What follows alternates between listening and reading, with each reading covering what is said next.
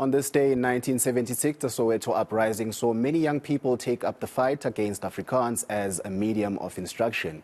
It was a day that changed the history of South Africa, and that was the role and mission of the youth of that time. And it created a platform for young people to fight for their rights. Today, the biggest battle is unemployment, with many young graduates sitting at home with their degrees and diplomas simply as ornaments on the wall. Now, with that in mind, what are the country's youth leaders doing to help fight that battle? To speak more on that, I'm joined by the ANC's Collen Malatji, the IFP's Mlungisi Mabaso, and in studio with us is entrepreneur Justin Magid. Thank you very much to all of you for being here with us. To kick off the discussion, perhaps because you're here with us in studio, Justin, if I can start with you. Unemployment affects so many of our youth. I was speaking to Panyaza Lesufi a little bit earlier, Premier of Gauteng, saying 2.2 million people, young people, are unemployed just in Gauteng. The private sector has been tasked with coming on board to help fight this. But you're also very much involved, not just in business, but in education. Why is that so important? Okay. I think the first thing is to understand the core problem that is on the ground. Let's not solve the side effects of unemployment. Who are the employers? So the first thing is we need to make sure that our kids are the ones that are the employers of tomorrow. So it starts from the education side. Are we teaching our learners entrepreneurship skills from grade 1? Even also on our universities, do we have entrepreneurship subject as a module? If we don't have that, definitely this problem is going to continue for many years to come. So it's not just policy, it's not just politicking, it's not just economics and high-level talk. It starts from the foundation, it starts with education.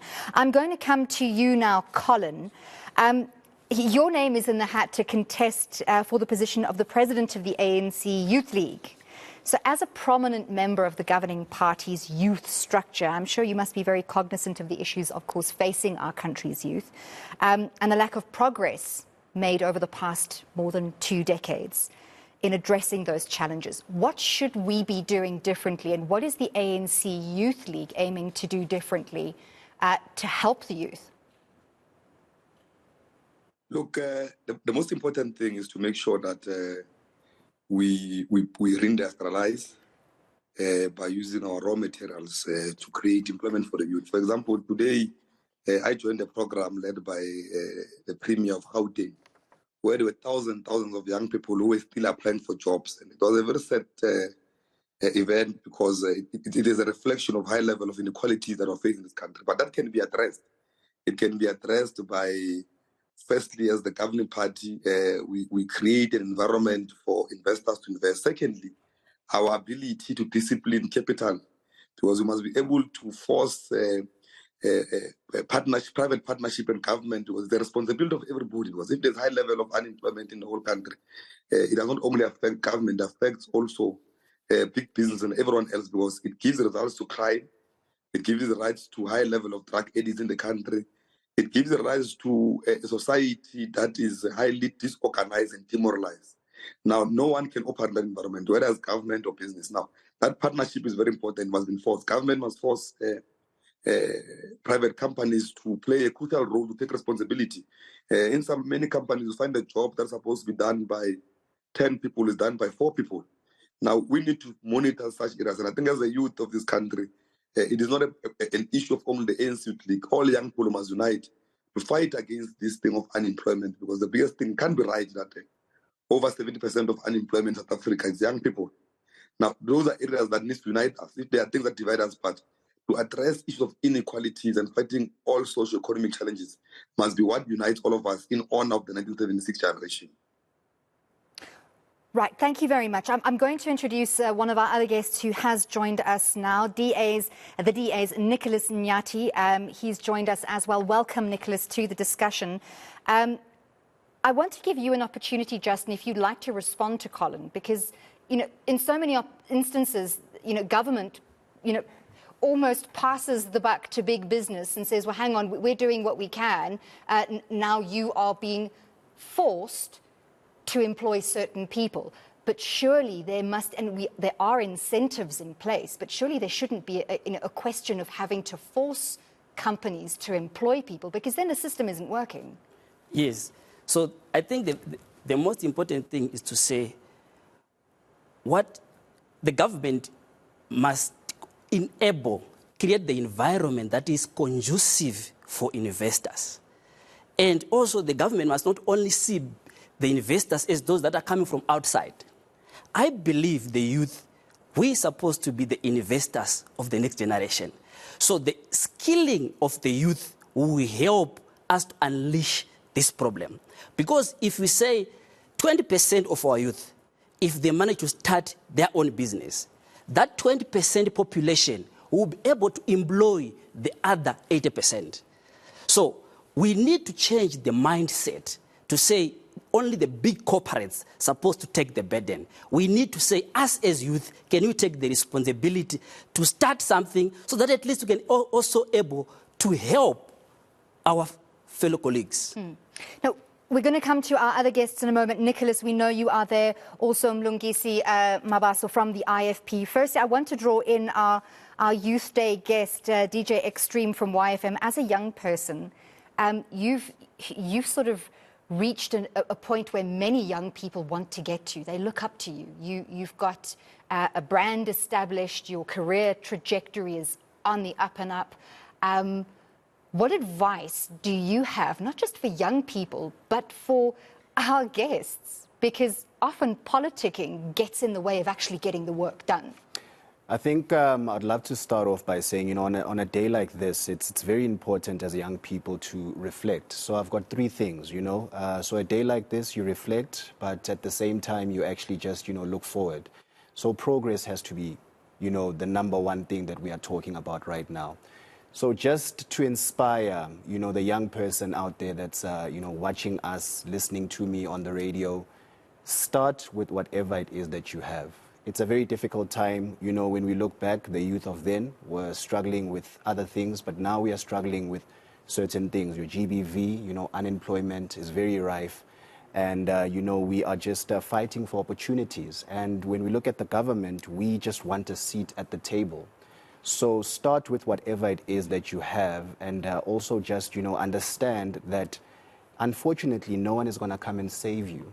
You just have to wake up and actually just, save yourself sometimes. Make that conscious decision to say to yourself that, listen, I want to better my life, and I just want to actually just, make sure that I start something, whether it's a business, whether it's you starting a podcast, using your phone and actually just recording yourself, whatever it is that you do, just start with whatever it is that you have. I love that. Nobody is going to save you, but surely it is the responsibility of older people who have years of experience and who have the privilege of having doors opened for them to, in turn, open some doors for the youth. I want to come to you, Mlungisi.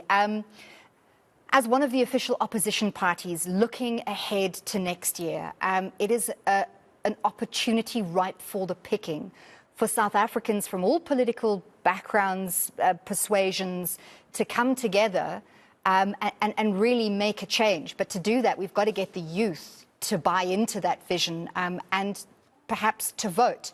So what is the IFP doing, and what are your youth structures doing for young people in South Africa to get them to be active citizens? Well, thank you very much. And let me greet all the colleagues that are part of the discussion. The reality is that as the IFP, we had introduced quite a number of programs, especially in the municipalities where we are governing.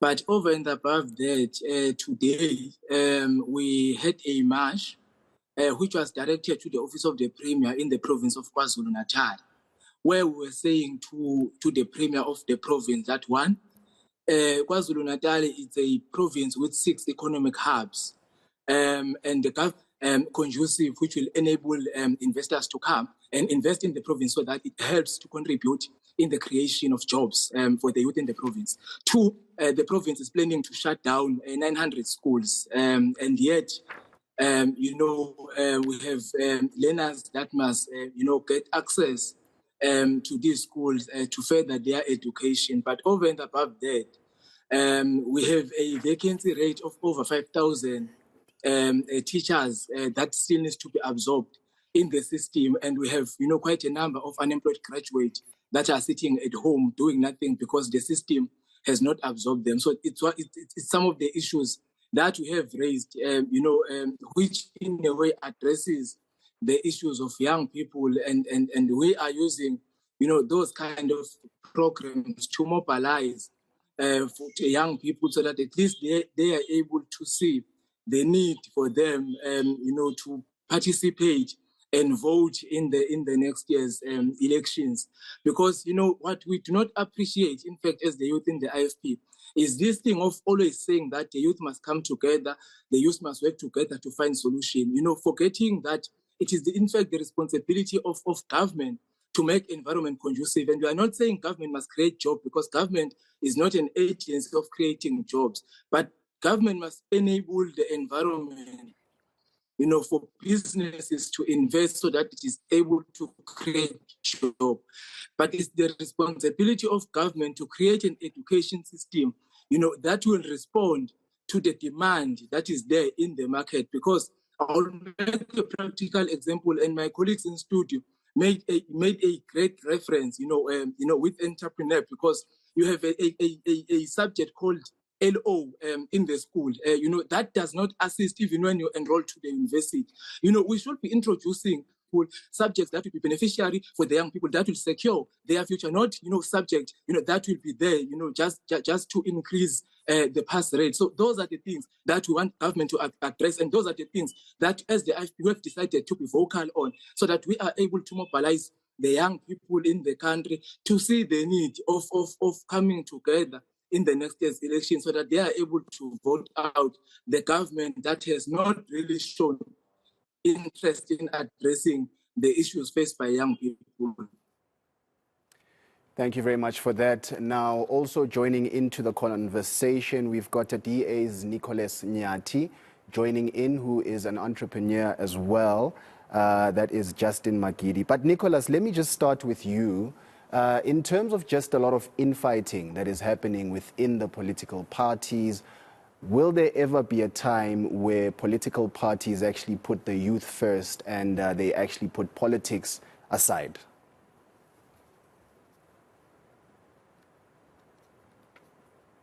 What is politics? Politics is the plea to govern and serve. This means that politics is meant to have servants who want to represent their country or their society. The second aspect is that we can never separate politics and say that a governing party can only represent the youth. A governing party is supposed to ensure that they are there to represent the system and implement what they promise in government. This has been done in South Africa. It has been done in South Africa, but people do not want to go and acknowledge the facts. I listen to my colleagues, I listen to Collen, I listen to Mlungisi, and I think we are missing the basic principles of governance. Governance is an entity that is supposed to supply the basics. Basics in South Africa as enshrined not just in the Constitution, but in the Bill of Rights. A supply to electricity, a right to water and sanitation, and the right to shelter. This is not being done in South Africa. If we can create a society that produces electricity for each and every individual, that addresses two things. It gives people electricity. It also enables the investment that Mlungisi was speaking about to come and present or to at least create jobs for our greater society. Now, Mlungisi speaks about we need a government to create an enabling society. That government can only be able to create that enabling society if we vote out the crooks. I think all of us in this interview are scared to name them. And perhaps let me take the bullet for the team. We are in this mess because of the African National Congress. The government or governing party that has been in charge of this country for the past 29 years has brought us into this mess. They brought us into this mess because, number one, Nicholas, I'm going to jump in there. I do apologize. But I think, I'm glad you say we're missing the point that we need basic services, but I think there's also a point that the DA sometimes misses. The DA never misses an opportunity to criticize other parties, but neither your colleagues Collen or Mlungisi have done that tonight. So let's refocus our discussion on the youth and not on a critique of the national government at this stage, because we know what issues are out there. I'd like to use the time to give each of our guests on the panel this evening another opportunity and perhaps to give a message to the youth out there. Whether it is focused on empowering themselves, whether it is focused on education or entrepreneurship, whether it is, a political message, the floor is yours. I think let's start with you, Justin. If you have a message for young people, whether they're in school, whether they are in tertiary educations, what would you say to them? Okay. I think my message will say, first thing, they must start something with what they have. That's the first thing. And then at the same time, they must also fix problems around their community in exchange of revenue. That's entrepreneurship for you. So it's easy to build a business. You must just look for the problems around you and fix them. And then also, when they start their business, they must manage cash flow. It's very, very important. And also, they must also manage to market their ideas. Fantastic. Thank you so much, Justin. Incredibly wise words there. I'm going to come to you next, X, because you're here in studio, and then we'll cross to our guests who have joined us virtually. Some short, wise words to young people, even if it's a message just of upliftment. Currently we are facing a lot as young people, but my message of encouragement would be to just believe in yourself. You're not alone. We are all in this race. A lot of young people are facing these difficulties. But stay motivated, keep a circle that actually just motivates you all the time. Keep a circle that actually just, pushes you to go for your dreams. But also be vocal, use social media to actually just, change things for the good. I know people say social media is a very toxic place, especially Twitter. But use social media for good. Spread positivity. Your time will come, your time will come. Yes, we are currently facing a lot. The government, we feel that they are not hearing us, they are not understanding us, but we have to actually just amplify our numbers using the tools that we have currently. And be patient, your time will come. Great, wise words. Collen, I'm going to come to you next. Perhaps you can give our viewers, our young viewers especially, a message from yourself, from the ANC Youth League.